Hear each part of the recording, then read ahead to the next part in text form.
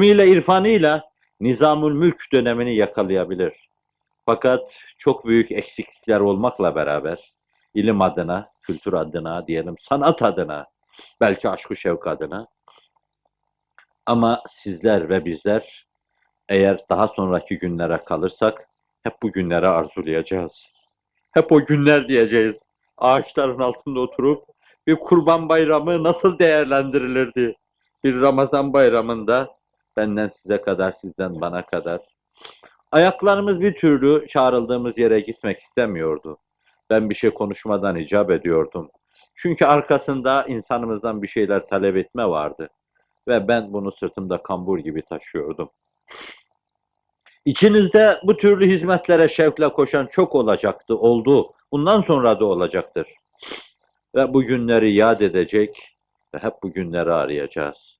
Ve zannediyorum vicdanlar, tertemiz vicdanlar bu günleri arayacağı gibi Allah'ın huzurunda da siz esas size derinlik kazandıran bu günlerin olduğunu göreceksiniz.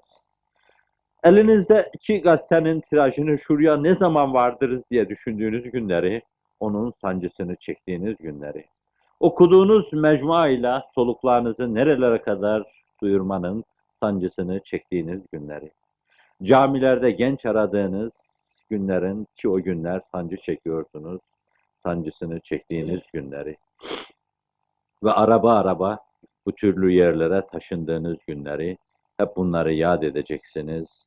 Yad edeceksiniz, ah o günler diyeceksiniz. Meğer her şey o günlerdeymiş. Evet, dün değil, dün çok kıymetliydi. Öper başımıza koruz, tutiya gibi koklarız. Gelecek de inşallah o ölçüde muhteşem ve baş döndürücü olacaktır. Allah'ın inayetinden bekliyoruz. Ama gerçekten sizin için ve bizim için, bu nesil için baş döndürücü devir içinde bulunduğumuz haldir. Şu anı değerlendirmek. Değerlendirdiğiniz bu günlerin değeri çok önemlidir ve inşallah nezd-i ilahide de o ölçüde önemli olur. Bu zaviyeden yaptığınız şeylere bakılmasını istirham edeceğim. Bir Ramazan himmete müracaat meselesi deyip geçmemek lazım. Bir Kurban Bayramı, kurban adına, deri adına himmete müracaat deyip geçmemek lazım. Ve bundan sonra belki bir başka fasıl gelecek.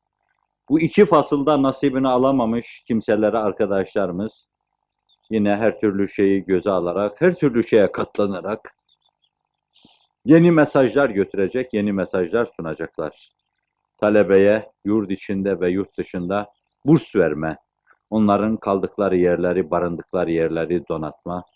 Biz bunların hepsine bugünden karar vermiş ve inşallah yük ne kadar ağır olursa olsun götürme azmi ve kararı içinde bulunuyoruz.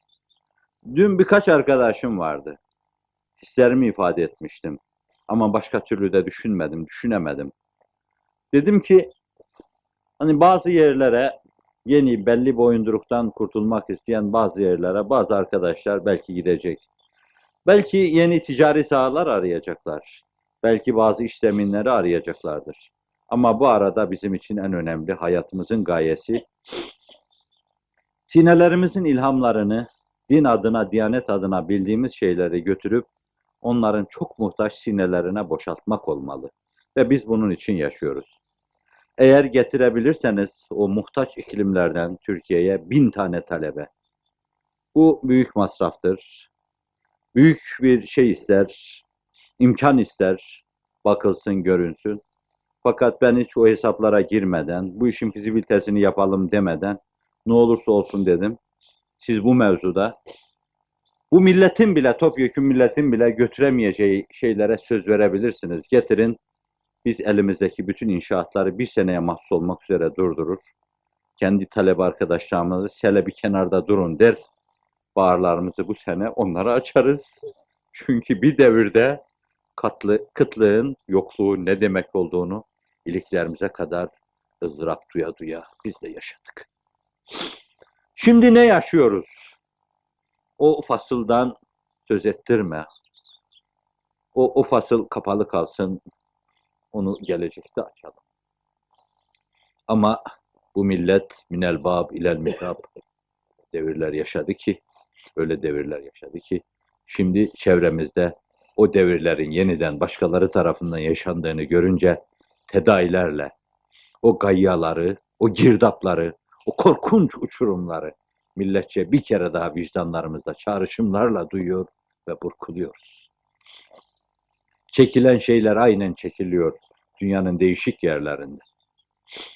Binaenaleyh Cenab-ı Hak hizmet etme adına bize öyle bir imkan, öyle bir zemin verdi ki değişik fırsatları değerlendirecek. Hani bir Ramazan'da sadece himmetleri coşturduk, yetmez bu diyecek.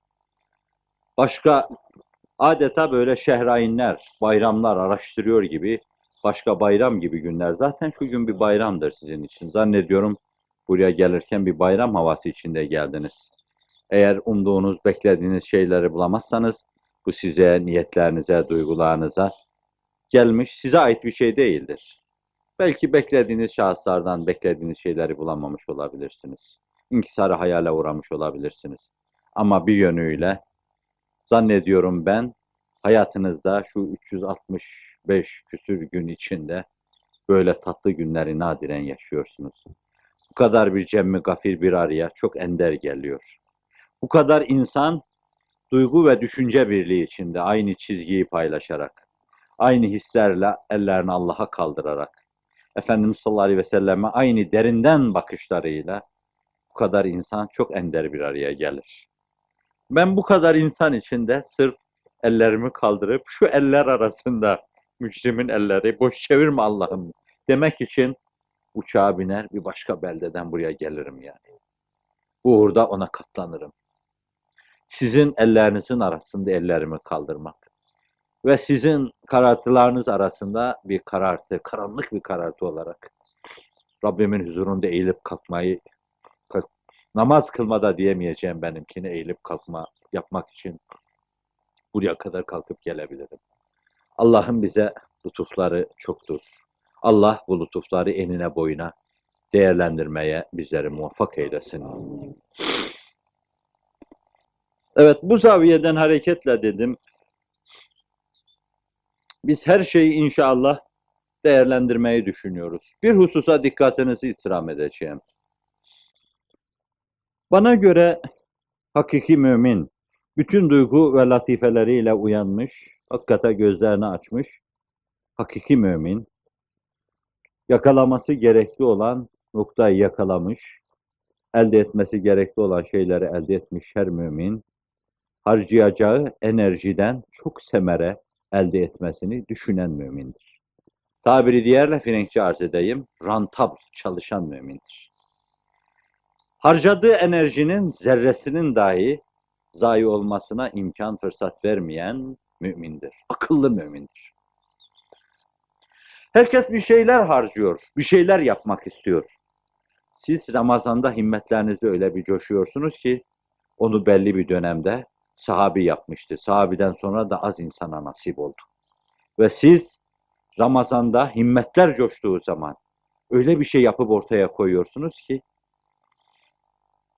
himmetlerin coşması insanın içinde hasıl edecek hazları vardır, zevkleri vardır. Siz bu meseleyi de çok iyi değerlendiriyorsunuz.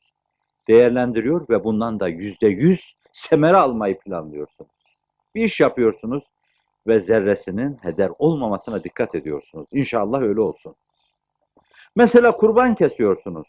Kurban kesilir, eti fakire fukaraya dağıtılır ve biraz da evde yenir. Derisiyle de bir başka fakir sevindirilir. Ama siz duygu ve düşünce dünyanızı ihya etme istikametinde bu mevzuda da bir sistem geliştirmişsiniz. Bir sene içinde keseceğiniz bütün nafile, adakları, sadaka kurbanları vesaireyi bu kurban bayramındaki vaciple beraber bir araya getiriyorsunuz. Bazen biri 2, bazen 3, bazen 4, bazen 8, bazen 16, bazen 32 yapanlar oluyor. Katlıya katlıya bu işi yapanlar oluyor. Bazen bu hepsi birden kurban bayramında kesiliyor. Bazen senenin içine dağılıyor ki dağılabilir. Hiçbir mahsur yoktur. Nafile olanlar için arz ediyorum. Dağılabilir. Hiçbir mahsur yoktur. Bu işleri yaparken bununla bile yüce dava ve yüksek mefkurenizi ihyaya hizmet ediyorsunuz. Herkes kurban kesebilir.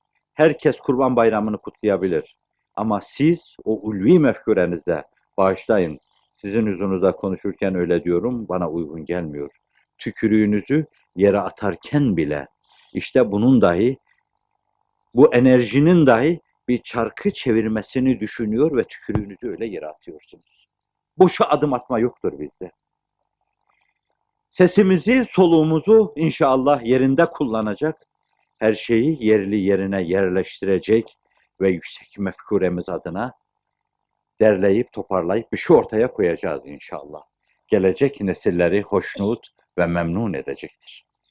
Binaenaleyh sizin bir Ramazan'ı karşılamanız, Ramazan'dan evvel himmetlere müracaat etmeniz, bir de Kurban Bayramı arefesinde bir ayrı bir duygu, ayrı bir düşünceyle bir araya gelmeniz, yeni şeylere hazırlanmanız, bayram çıktıktan sonra da bu fasıl halloldu, bir başka fasıl nedir deyip yeni bir fasıl bulma, o fasılı değerlendirme ve bilenlere sorma, başka fasıl var mı? Yani dini mübin İslam'a hizmet adına, hani Büyük Söz Sultanı'nın marifeti ilahi adına, Allah'ı araştırma, bilme adına gezdirdiği seyyaha helmin mezid dedirttiği gibi. Yok mu daha dedirttiği gibi. Yok mu dini mübini İslam adına hizmet için yapacağımız başka şeyler diyecek kadar bu mevzuda inşallah aşk-ı şevk içinde bulunma ve yeni yeni hizmetler araştırma. Bu cemaatin şiarıdır, şiarı olmalıdır. Böyle olunca inşallah enerjinin zerresi heder olmuyor demektir. İyi çalışılıyor demektir. Müessese, sistem, rantabl çalışıyor demektir inşallah Teala. Allah'ın inayetiyle de inşallah muvaffakat içindeyse, tevfik-i ilahi yar ise ki öyle olsun, Rabbim bizi göz açıp kapayıncaya kadar bizlerle arzularımızla baş başa bırakmasın. O oldurursa olmayacak hiçbir şey yoktur. O durdurursa işlerin yürümesine imkan yoktur. Onun içinde olunduğu işlerin takılıp bir yerde kalması mümkün değildir. Onun içinde olmadığı işlerin uzun zaman yürümesi de mümkün değildir. Bir aralık parlayıp yürüyebilir. Görüyorsunuz yalancı ateşleri, ehli dünyanın ateşlerini. Kitleler ruhundan istifade edilerek ortaya konan işleri görüyorsunuz. Bir miktar yürüyor ve duruyor. Allah bizi bir lahza ihlastan ayırmasın, samimiyetten ayırmasın, kendi duygularımızın, düşüncelerimizin altında ezdirmesin bizleri.